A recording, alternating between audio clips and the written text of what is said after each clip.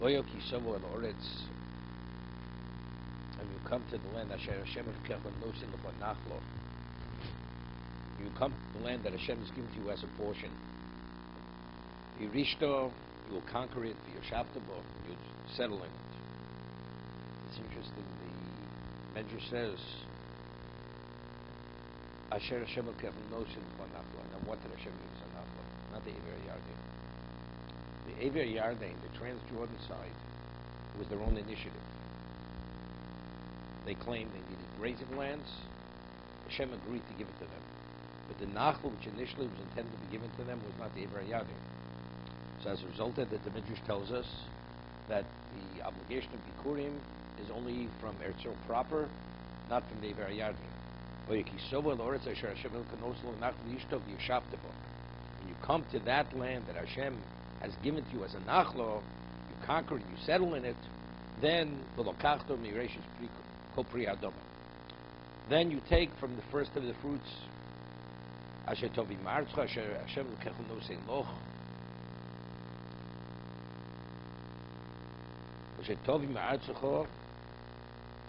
and again it's qualifying it.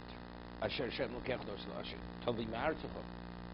Asher Hashem? It's the Artzacho that Hashem is giving to you.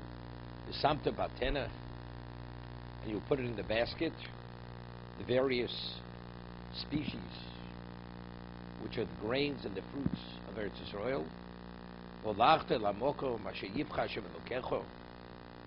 And you come to the location that Hashem has chosen, Lakash Shakin Shosham, to dwell there. Let's see Rashi. Ki Savo, Yirishto Vishavtabo.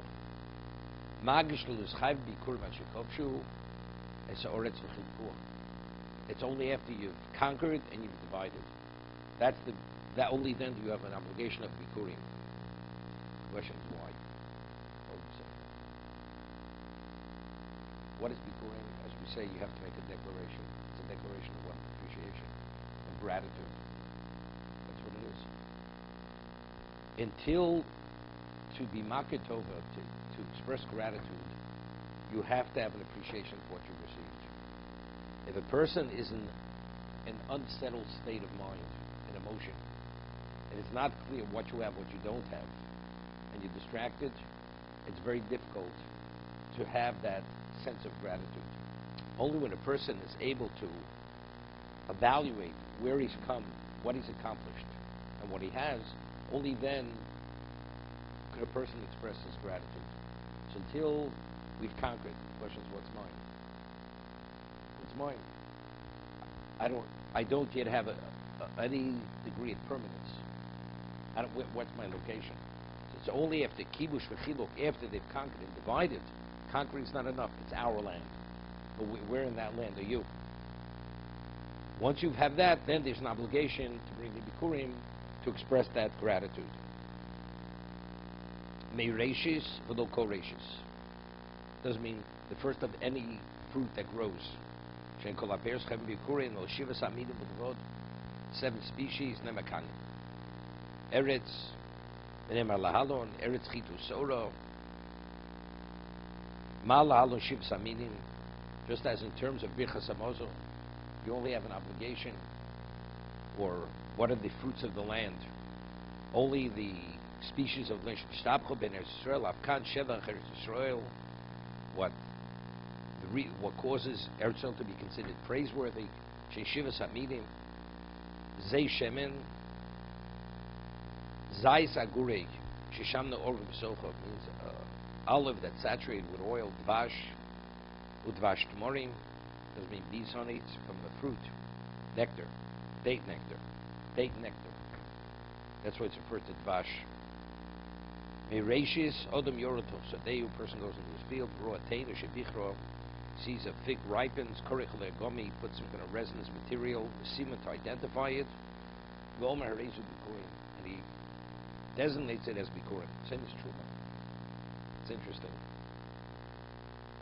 Truma, when you tie the Truma, what about a person says that part of the field is going to be Truma? truma has to be harvested. You have to detach it from the ground. If it's still growing, you cannot designate something as truma. Bikurim, he's already designated while it's growing. The first of the fruits that the word bikurim comes with bechor. Bechor, it's the first. So the first, as he says, the first date or dates that ripen, he identifies them by marking them, and he says, this is bikurim. And assumes the status of bikurim, even though it's still attached, it's still growing.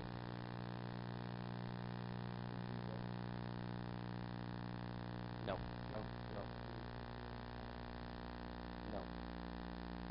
It's a separate obligation. I mean, bikurim can only be eaten by a kohen. Bikurim can only be eaten by a kohen. Truma can only be eaten by a kohen. You're saying the effect, when it can take effect, it's at a different stage. One has to be harvested, cut, and the other one also to be, even though you could designate it. The obligation of truma is only once it's fully processed. Before it's processed, you have an obligation. The person wants to go out into the field and just pick and eat on a Torah level. You can eat as much as you want because it hasn't yet been processed. Bikurim, the moment it ripens and you identify and say this is bikurim, it becomes bikurim. It's not determined by being processed. There's no shear. On Torah level, there's no shear.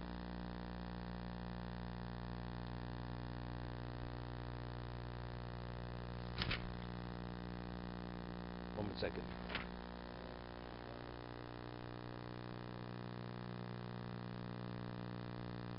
They bring a basket full. It could be. No, but you have to bring up every. You're right. Whatever you have, you bring that. Yeah.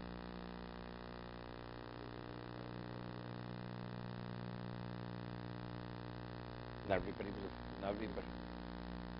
So you don't bring bikurim. You have to go, regardless.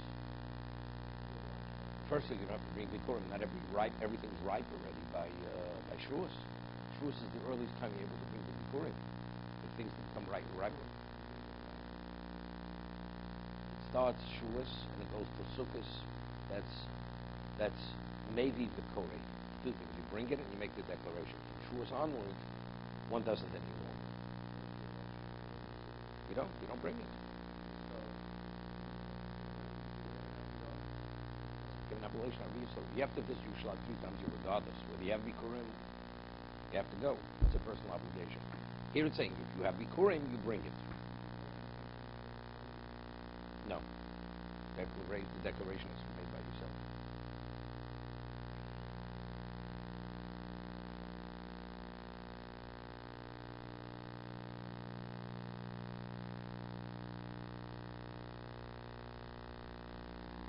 He has a very lengthy interpretation of the Chaim HaKodesh.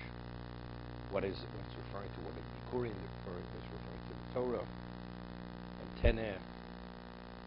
Usually a basket is a sal. Sal is a basket. Teneh is also a basket. What is to use there? Teneh. Of course, it refers to the numerical values, the receptors of Shas. Yodecho, you come to the locations, referring to Olam Habo, different. Vosel HaKohen. Okay. Vosel HaKohen she'yeh bayom mohen. You come to the Kohen that will be in those days. V'amarte Elof, and you say to him, Yigarti Yom LaHashem Elokecho. So difficult. You will say to him, I declare to Hashem Elokecho. What's Hashem Elokecho? Hashem Elokeinu. What's Hashem Elokecho? It's the Kohen's God more than the person's God. Right? Marti Yigarti Hayom LaHashem Elokecho.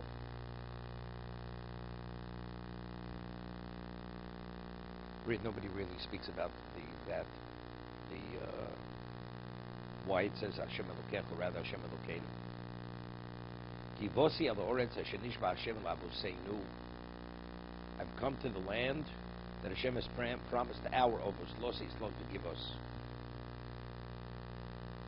Ashi b'yomim Rashi ein locha el kohen shu b'yomim b'yomecho shkemoshu.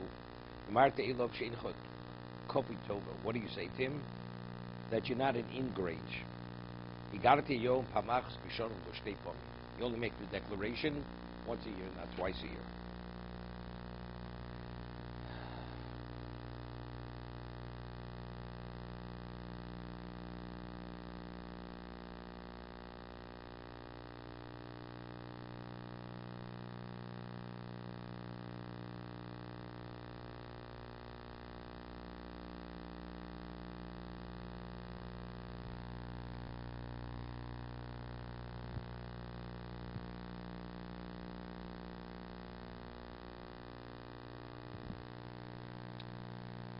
The only way I could understand it is it's like an expression of respect.